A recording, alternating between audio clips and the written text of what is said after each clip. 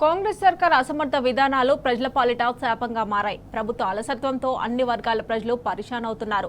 కనీసం తాగునీళ్లు లేక తల్లడిల్లిపోతున్నారు. తడారిన గొంతుకలతో సర్కారుపై గర్జిస్తున్నారు. నీళ్లివ్వని ప్రభుత్వం ఎందుకని కన్నెర్ర చేస్తున్నారు.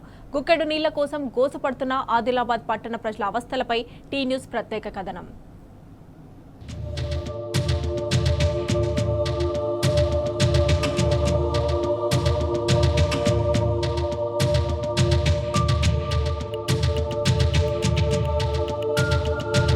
ఆదిలాబాద్ పట్టణంలో తాగునీటి కటకట మొదలైంది. ఎండాకాలం ప్రారంభంలోనే నీటి కరువు వచ్చింది. బీఆర్ఎస్ పాలనలో 10 ఏళ్ల పాటు పుష్కలంగా ఉన్న నీళ్లు ఇప్పుడు ఉన్నట్టుండి మాయమయ్యాయి. ఆదిలాబాద్ శివారు కాలనీలో గుక్కెడి నీళ్ల కోసం ప్రజలు పడరాని పాటు పడుతున్నారు. తడారిన గొంతులను తడుపుకునేందుకు నానా తంటాలు పడుతున్నారు. ఖానాపూర్ ఆర్కే కాలనీ ప్రజలు తాగునీటి కోసం తండ్లాడుతున్న తీరు కాంగ్రెస్ పాలనకు అద్దం పడుతోంది. పట్టణంలోనే అత్యధిక జనాభా కలిగిన 7-8వ వార్డు ప్రజలంతా బిందెలు పట్టుకుని వాడవాడా తిరుగుతున్న వైనం రేవంత్ పాలనకు నిదర్శనంగా నిలుస్తోంది.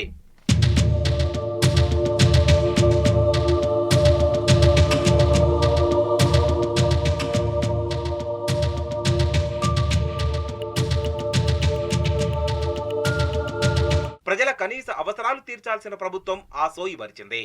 కూడు గూడు దేవుడెరుగు కాంగ్రెస్ పాలనలో మంచినీళ్లు కూడా ఇచ్చే పరిస్థితి లేదు. నిత్యం నీళ్లివ్వాల్సిన సర్కార్ మొహం చాటేస్తోంది. వారానికి ఒక ట్యాంకర్ ను పంపి మమ అనిపిస్తోంది. ఇక ఆ ఒక్కరోజు వచ్చే ట్యాంకర్ నీళ్ల కోసం కేఆర్కే కాలనీ వాసులు చిన్నపాటి యుద్ధమే చేస్తున్నారు. ఆడాంబగా అనే తేడా లేకుండా ప్రతి ఒక్కరూ బిందెలు పట్టుకొని పరుగులు తీస్తున్నారు. ఎన్నికలప్పుడు మాయమాటలు చెప్పి 4 ఓట్లు వేయించుకోవడం తప్ప తమ కష్టాలెవ్వరికీ పట్టవని స్థానిక ప్రజలు ఆవేదన వ్యక్తం చేస్తున్నారు.